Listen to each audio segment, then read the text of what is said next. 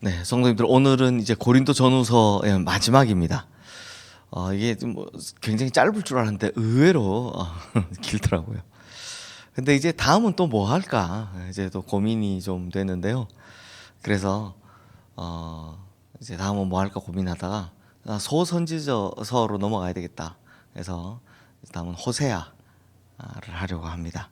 그래서 당분간은 이제 소선지서와 서신서 짧은 부분들을 왔다 갔다 하면서 이렇게 해보려고 합니다. 근데 결정을 좀 늦게 해서 아직 준비가 하나도 안 돼서요. 다음 주는 좀 준비 좀 하고 또 오도록 하겠습니다. 참고로 로마서 요한복음은 저희가 이제 수요 예배에서 아주 세세히 잘라서 했고, 이제 남은 게 뭐 복음서 또 뭐 대선지서 요한계시록 이런 것들이 남아 있는데요. 여기 중에 이제 세세하게 다뤄야 될 부분은 이제 수요 예배에서 다루도록 하고, 나머지 대선지서는 다루면 1년 내내 한 2년 정도 내내 혼만 나야 되니까 이거는 좀 그런 것 같고, 그래서 어느 정도 이게 서신서와 소선지서가 마무리되면 이제 중요한 부분들은 세세히 다뤄야 될 부분들은 이제 수요 예배에서 하고, 나머지는 이게 아마 새벽은 다시 돌아가서 창세기부터 다시 돌아가지 않을까, 아니면 과감하게 뭐 이렇게 한번 도전해보지 않을까, 뭐 이런 생각을 하고 있습니다. 그러면 이제 고린도 전후서 마지막 장, 고린도후서 13장 말씀 전하도록 하겠습니다. 성도님들, 성경에 보면 하나님께서는 이 믿음의 사람들을 세우기 전에 항상 그 사람들의 믿음을 달아보셨습니다. 그래서 흔히 우리 저울에 달아본다라고 하는데, 그렇게 믿음을 한 번씩 달아보셨습니다. 대표적인 사람이 누구냐 하니까 요즘 이제 수요 예배에서 다루고 있는 바로 기드온이 그랬습니다. 사사 시대에 이스라엘이 미디안 족속에게 고통을 받을 때, 압제를 받을 때, 그때 진짜 괴로웠거든요. 아예 농사를 짓지 못하기 시작하니까 1년 내내 굶어야 되는 이런 일들이 계속 반복되니까 너무나 괴로웠던 겁니다. 그래서 이스라엘 백성들이 하나님 제발 우리를 미디안의 손에서 좀 구원해 주십시오 라고 간구를 했습니다. 그때 하나님께서 기드온을 사사로 세워야 되겠다라고 작정하시는데요. 그럼 기드온에게 딱 오셔가지고 너 빨리 가서 미디안으로부터 이스라엘을 구원해내라 이렇게 말씀하신 게 아니라, 본격적으로 기드온에게 사명을 주시기 전에 먼저 한 가지를 시험을 하십니다. 그 급박한데도 시험 먼저 하십니다. 그러니까 뭘 하시냐? 너희 아버지 집에 있는, 너희 아비 집에 있는 바알의 제단을 완전히 없애고, 그다음에 아세라 우상을 회파하라 라고 이야기하는 겁니다. 그러니까 민족을 구원하는 사사가 되기 전에 수신제가 지국 평천하라고, 너희 가정에 있는 저 우상의 문제부터 빨리 해결해라 라고 이야기하는 것이었습니다. 그러자 기드온은 그때 하나님의 말씀을 붙들고 가는데, 문제는 아버지가 겁이 나니까 어떻게 합니까? 밤에 몰래 가가지고 이걸 다 때려 부시는 겁니다. 그래서 그때 바알의 제단을 헐고, 그리고 또 이 아세라의 목상을 부셔버립니다. 회파한다라고 하죠. 밤새 일어난 일에 뭐 아버지부터 시작해서 온 동네가 난리법석입니다. 이거 도대체 누가 그랬냐? 그런데 하나님께서는 기드온에게 그 이후에 바로 사명을 주시고, 그 온 동네 난리법석을 쳤던 자기 마을 사람들이 사실 기드온이 나팔 불 때 가장 먼저 군사로 나오는 걸 볼 수 있습니다. 그래서 별명을 여룻바알이라고 붙여주죠. 바알을 부셔버렸다라고, 대적했다라고요. 마찬가지로 바울은 고린도 후서를 마감하면서 고린도 교회 성도들에게 이렇게 권면을 하는데요. 5절 말씀 함께 읽어보겠습니다. 너희는 믿음 안에 있는가? 너희 자신을 시험하고 너희 자신을 확증하라. 예수 그리스도께서 너희 안에 계신 줄을 너희가 스스로 알지 못하느냐? 그렇지 않으면 너희는 버림을 받은 자니라. 자, 바울은 먼저 이렇게 권면을 합니다. 믿음 안에 있는지 너희 자신을 확증하라. 그리고 믿음 안에 있다는 것은 그리스도 안에 있는지를 말하는 것이다 라는 겁니다. 그리스도 안에 있는지 확증해 보라는 겁니다. 그러니 성도님들, 여기서 알 수 있는 것이 뭡니까? 그리스도인의 믿음은요, 주관적인 기준으로 판단하는 것이 아니라는 겁니다. 예수를 믿는다는 것은 성도님들, 내가 믿고 싶은 것을 믿는 것이 아닙니다. 내가 보고 싶은 것을 보는 것이 아닙니다. 예수를 믿는다는 것은 예수 그리스도라는 절대 불변적인 진리를 믿는다라는 겁니다. 객관적인 진리를 믿는다는 겁니다. 그게 무슨 말이냐? 우리가 예수 그리스도를 믿는다는 것은 주님께서 하신 말씀을 믿는다는 겁니다. 그러므로 믿음 안에서 너희를 확증하라 라는 말은 무슨 말입니까? 주님의 말씀 안에서 너희 믿음이 어떤지 시험해보고 확증하라는 겁니다. 근데 간혹 어떤 사람들은 도대체 무슨 기준으로 하는지 모르겠지만 스스로나 혹은 다른 사람의 믿음을 크다 작다를 마음대로 판단합니다. 아, 저 사람 보니까 믿음이 좋다. 아, 저 사람 보니까 믿음이 별로다. 이런 말들 하시죠. 근데 이건 말씀에 근거한 건지 잘 모르겠습니다. 그냥 눈에 보이는 자기 주관에 따라 그 사람의 믿음이 크니 작니 혹은 자신의 믿음이 크니 작니를 판단하는 것과 비슷합니다. 그러니 이 방법은 크게 잘못됐다는 겁니다. 제가 보기에 믿음이 좋으시네요. 제가 보기에 믿음이 별로인 것 같은데요. 큰일 날 소리다라는 겁니다. 왜냐? 하나님의 말씀에 근거하지 않는 믿음은 믿음이라고 정의 내릴 수 없기 때문입니다.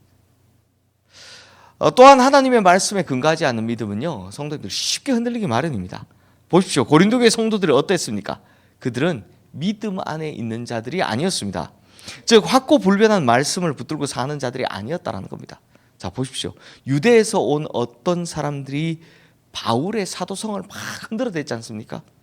근데 그때 이 사람들이 믿음이 좋았다면 어땠습니까? 하나님 말씀을 기준으로 판단했겠죠. 근데 그게 아니니까 이 사람들의 믿음도 막 그냥 갈대처럼 흔들린 겁니다. 흔드니까 막 흔들린 겁니다. 그래서 고린도전서에 보면 그들은 분열했고 음행을 저질렀으며 우상의 제물 때문에도 흔들리고 아주 난리였습니다. 심지어 받은 은사의 종류별로도 싸우고요. 야, 세상에 어떻게 그럴 수 있나 싶은데 내가 받은 은사가 이거면 이게 패가 나눠지는 겁니다. 그 다음에 심지어 부활을 믿지 않기까지 했습니다. 아니, 부활을 안 믿는데 어떻게 예수를 믿나 싶은데요. 그렇습니다. 심지어 요즘 제가 이게 다루지 않고 넘어간 것들이 꽤 있거든요. 요즘은 종이 없으니까 종과 자유인 이거 가지고도 싸웠고요. 우리 현대 기독교에는 이 전통이 남아있지 않고 천주교만 남아있는데 머리에 두건 쓰는 문제. 이게 왜 천주교 보면 여성들 이렇게 머리 하얀 거 이거 쓰지 않습니까? 이거 쓰는 문제 가지고도 싸웠었습니다. 저희가 안 보고 지나왔죠. 그러니 머리에 수건 쓰는 문제 가지고 싸우니까 얼마나 많이 싸운 겁니까? 수많은 문제들이 있었습니다. 그 왜 그럴까요? 그리스도의 말씀 위에 굳건한 터전을 두고 집을 짓지 않았기 때문입니다. 자기 믿음이. 그래서 바울은 고린도교의 성도들에게 진리의 말씀을 다시 한번 확인시키면서 뭐라고 합니까? 말씀 위에 든든한 집을 지어라. 이 말을 하고 있는 겁니다. 그러므로 성도님들, 하나님의 말씀을 붙잡고 사는 건 먼저 자기 믿음을 지키는 거고요. 그리고 그 다음은 교회 공동체를 지키는 겁니다. 이게 너무 중요한 비결입니다. 자기 믿음을 지키는 방법 더하기 교회 공동체를 지키는 방법은 하나입니다. 뭡니까? 하나님 말씀 따라 사는 것. 하나님 말씀 위에 든든하게 집을 세우는 것. 이거면 된다는 겁니다. 특히나 위기의 상황이 닥쳤을 때 개인에게나 교회에게나 위기 상황이 닥쳤을 때 하나님의 말씀을 붙들고 진리 위에 서 있으면 그 어떤 시련이 찾아와도 흔들리지 않을 수 있다는 겁니다. 그래서 바울은 고린도교의 성도들에게 진리 위에 서 있는 것이 얼마나 중요한지를 다시 한번 강조하는데요. 우리 8절 9절 말씀 함께 읽겠습니다. 우리는 진리를 거스러 아무것도 할 수 없고 오직 진리를 위할 뿐이니 우리가 약할 때 너희가 강한 것을 기뻐하고 또 이것을 위하여 구하니 곧 너희가 온전하게 되는 것이라. 자, 여기서 바울은 진리를 거슬러서는 아무것도 할 수 없다라고 말씀합니다. 오히려 진리 위에 서 있을 때 온전하게 된다라고 강조하지 않습니까? 그럼 성도님들, 진리는 뭘까요? 진리는요, 우리가 흔히 진리를 정의낼 때 뭐라고 하냐? 어제나 오늘이나 내일이나 영원토록 변하지 않는 것을 진리라고 합니다. 우리 이제 과학 시간에도 법칙 이런 거 배우지 않습니까? 그때 뭡니까? 변하지 않아야 됩니다. 어제도 오늘도 내일도 영원토록 변하지 않는 걸 진리라고 합니다. 그런데 어제도 변하고 오늘도 변하고 내일도 변한다? 수시로 변한다? 이런 건 진리가 아니죠. 그러므로 진리는 단 한 가지밖에 없습니다. 히브리서 13장 8절 말씀에 나오죠. 예수 그리스도는 어제나 오늘이나 영원토록 동일하시니라. 즉 예수 그리스도만이 어제나 오늘이나 내일이나 영원토록 변하지 않으시기 때문에 우리는 예수 그리스도를 진리라고 부르는 겁니다. 성도님들, 이제 좀 짧을 줄 알았는데 의외로 길었던 고린도 전후서를 마무리해 보려 합니다. 성도님들, 바울은 지금 남아있지 않지만 정말 4번이나 편지를 쓸 정도로 고린도 교회 성도들을 참으로 아끼고 사랑했었습니다. 그렇게 사랑했던 고린도 교회 성도들이지 않습니까? 그들에게 이제 마지막으로 다 하는 말이 무엇인지, 바울이 정말 하고 싶었던 말이 무엇인지 우리 13절 말씀 함께 읽어보겠습니다. 주 예수 그리스도의 은혜와 하나님의 사랑과 성령의 교통하심이 너희 무리와 함께 있을지어다. 자, 성도님들, 이 말씀 뭔가 익숙하지 않으십니까?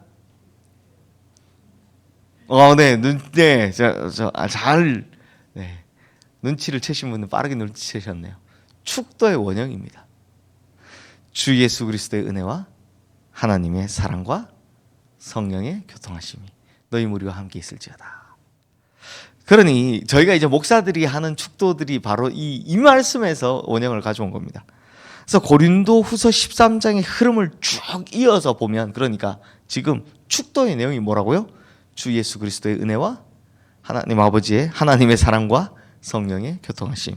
이런 삼위일체 하나님께서 주시는 복을 받기 위해서는 우리가 진리 안에 거하는 사람이 되어야 한다는 겁니다. 말씀 위에 든든히 서는 사람이 되어야 이 3가지 삼위일체의 하나님께서 주시는 복을 받을 수 있다는 겁니다. 그러므로 성도님들, 우리 성도님들 진리 위에 우리 믿음의 짐을 든든히 세워가시기를 주님의 이름으로 축원합니다. 그러려면 말씀 위에 굳건히 서게 되시기를, 어제나 오늘이나 내일이나 영원토록 변함없는 예수 그리스도 안에 거하시기를 주님의 이름으로 축원합니다. 그래서 삼위일체 하나님께서 주시는 이 축복, 은혜와 또 축복과 교통하심, 사랑과 교통하심을 다 받아 누리셔서 수없이 많은 이 세상의 흔들림 속에서도 굳건하여 흔들리지 않는 정말 든든한 집을 세워가시는 우리 모든 성도님들 되시기를 주님의 이름으로 축원합니다. 이 시간 오늘 주신 말씀 기억하며 우리 함께 기도하겠습니다.